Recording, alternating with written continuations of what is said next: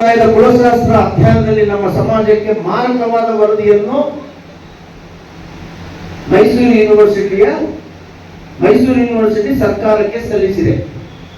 ಹೀಗಾಗಿ ಸದರಿ ವರದಿಯನ್ನು ಪರಿಗಣಿಸದೆ ಮೈಸೂರು ಯೂನಿವರ್ಸಿಟಿ ಹೊರತುಪಡಿಸಿ ಬೇರೆ ಯೂನಿವರ್ಸಿಟಿಗೆ ವಿಶ್ವಕರ್ಮ ಸಮಾಜದ ಕುಲಶಾಸ್ತ್ರ ಅಧ್ಯಯನ ಮಾಡಲು ಸರ್ಕಾರ ಮತ್ತೊಮ್ಮೆ ಆದೇಶಿಸಬೇಕು. ಕುಲಶಾಸ್ತ್ರದ ಮೂಲಕ ನಾವೆಲ್ಲ ಎಸ್ಟಿಗೆ ಹೋಗ್ಬೇಕಂತ ಬಹಳ ಆಸೆ ಪಟ್ಟು ಅದಕ್ಕೆ ಪೂರಕವಾದಂತ ವಿಚಾರಗಳನ್ನು ನಾನು ಸಂಗ್ರಹ ಮಾಡಿಕೊಟ್ರೆ ನನ್ನ ಎದುರುಗಡೆ ನಂಜುಂಡನವರು ಕರೆಕ್ಟ್ ನೀವು ಹೇಳ್ತಾ ಇರೋದು ಅಂತ ಹೇಳ್ಬಿಟ್ಟು ಯಾರು ಕುತಂತ್ರಕ್ಕೆ ಮರಳಾದ್ರೂ ಗೊತ್ತಿಲ್ಲ ಅದನ್ನ ವರದಿ ಕೊಡ್ತಾರೆ. ಯಾವ ಕಾರಣಕ್ಕೂ ಕರ್ನಾಟಕ ರಾಜ್ಯದಲ್ಲಿ ವಿಶ್ವಕರ್ಮ ಸಮಾಜದ 41 ಉಪಪಂಗಡಗಳನ್ನು ಪರಿಶಿಷ್ಟ ಪಂಗಡದಲ್ಲಿ ಸೇರಿಸೋದ್ರಿಂದ ಯಾವ ಲಕ್ಷಣವೂ ಕಾಣ್ತಾ ಇಲ್ಲ ಅಂತ ಕೊಡ್ತಾನೆ ಮನುಷ್ಯ. ಹಾಗಾದ್ರೆ ಸುಮ್ಗೆ ಹೇಳ್ತೇನೆ, ಸುಮ್ಗೆ ಇದೇ ಪರಿಶಿಷ್ಟ ಪಂಗಡದಲ್ಲಿ ನಮ್ಮ ಸಮಾಜದ ಜನ ಚಾಮರಾಜನಗರದಲ್ಲಿ, ಕೊಳ್ಳೇಗಾಲ ಮತ್ತು ಅನೂರಿನಲ್ಲಿ ಪರಿಶಿಷ್ಟ ಪಂಗಡದಲ್ಲಿ ಇದ್ದೀವಿ ನಾವು. ಹಂಗಂದ್ರೆ ಅಲ್ಲಿರುವಂತ ವಿಶ್ವಕರ್ಮ ಬೇರೆ, ಇಲ್ಲಿರುವಂತ ವಿಶ್ವಕರ್ಮ ಬೇರೆನಾ? ಅಂದ್ರೆ ನಮ್ಮ ಮೇಲೆ ಎಂತ ದೌರ್ಜನ್ಯಗಳು ಮಾಡ್ತಾರೆ ಅನ್ನೋದಕ್ಕೆ ಇದು ತಾಜಾ ಉದಾಹರಣೆ ನಿಮಗೆ ಗೊತ್ತಾಗ್ಲಿ. ಇನ್ನು ಎರಡನೇದು, ಸಮುದಾಯದ ಧಾರ್ಮಿಕ ಕೇಂದ್ರಗಳಾದ ವರದಿ, ತಿಂತಡಿ, ಲಿಂಗನಮಟ್ಟಿ, ಗೋನಾಳ ಕ್ಷೇತ್ರಗಳ ಅಭಿವೃದ್ಧಿ ಪ್ರಾಧಿಕಾರ ಮಾಡಿಕೊಳ್ಬೇಕು ಸರ್ಕಾರ ಅಂತ ಹೇಳಿದ್ದೇನೆ. ಚಂದ್ರಶೇಖರ್ ಸಾಹೇಬ್ರೆ, ನಮ್ಮ ಸಮಾಜದಲ್ಲಿ 5 ಧಾರ್ಮಿಕ ಕ್ಷೇತ್ರಗಳು ಇಡೀ ದೇಶದ ಸಾಂಸ್ಕೃತಿಕ ಸಂಸ್ಥೆಗಳಾಗಿದೆ. ಆದ್ರೆ ಬಡತನದಲ್ಲಿರೋದ್ರಿಂದ ನಮ್ಗೆ ಅದನ್ನ ಹೇಳೋದಕ್ಕೆ ಕೂಡ ಆಗ್ತಾ ಇಲ್ಲ.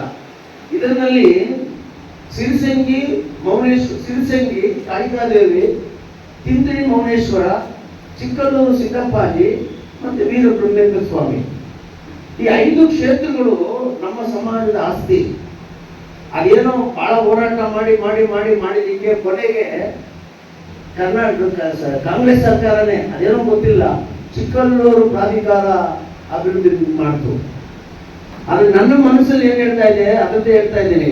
ಆ ಅಭಿವೃದ್ಧಿ ಪ್ರಾಧಿಕಾರ ಚಿಕ್ಕಲ್ಲೂರು ಸಮಾಜದ ಸಿದ್ದಪ್ಪಾಜಿ ವಿಶ್ವಕರ್ಮ ಸಮಾಜದವರು, ಚಿಕ್ಕಲ್ಲೂರು ಸಮಾಜದ ಸಿದ್ದಪ್ಪಾಜಿ ವಿಶ್ವಕರ್ಮ, ಅದಕ್ಕೆ ಆತನ ಗದ್ದಿಗೆಗೆ ಪೂಜೆ ಮಾಡುವಂತ ಅರ್ಹತೆ ವಿಶ್ವಕರ್ಮ ಸಮಾಜಕ್ಕೆ ಸಿಗಬೇಕು ಅಂತ ಕೇಳಿದ್ದೇನೆ ನಾನು.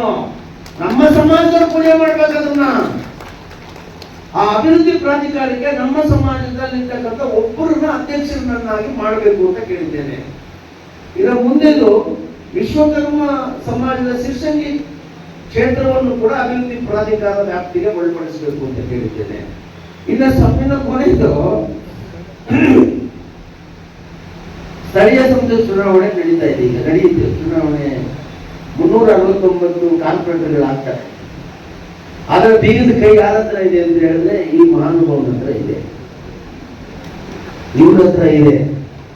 369 ಸೀಟಲ್ಲೂ ವಿಶ್ವಕರ್ಮರು ನಿಲ್ಲೋದಿಲ್ಲ, ಶಕ್ತಿ ಇಲ್ಲ ನಮಗೆ. ಅದಕ್ಕೆ ಯಾರೋ ಒಬ್ಬ ಮಾತ್ರ ಹೋರಾಟ ಕೊಡ್ತೀನಿ ಅಂತ ಮುಂದೆ ಬಂದಿದ್ದಾರೆ, ಅದೇ ಈ ರವಿ ಅಂತ. 369 ಕ್ಷೇತ್ರಗಳಲ್ಲಿರ್ತಕ್ಕಂಥ ಕಾರ್ಪೊರೇಟರ್ಗಳಲ್ಲಿ 369 ಜನನೂ ಕೂಡ ಕಾಂಗ್ರೆಸ್ ಪಕ್ಷದಿಂದ ಗೆಲ್ಲೋದಿಲ್ಲ. ಆದರೆ ಒಂದು 50% ಸೋಲ್ತಾರೆ. ಆ ಸೋತೋಗ್ತಾರೆ ಅನ್ನೋ ಲೆಕ್ಕದಲ್ಲಿ ಇಟ್ಕೊಂಡ್ರು ಕೂಡ ಹಿಂದುಳಿದ ವರ್ಗದ ಬಹಳಷ್ಟು ಜನರನ್ನು ನಾಯಕರನ್ನಾಗಿ ಮಾಡ್ಬೋದು.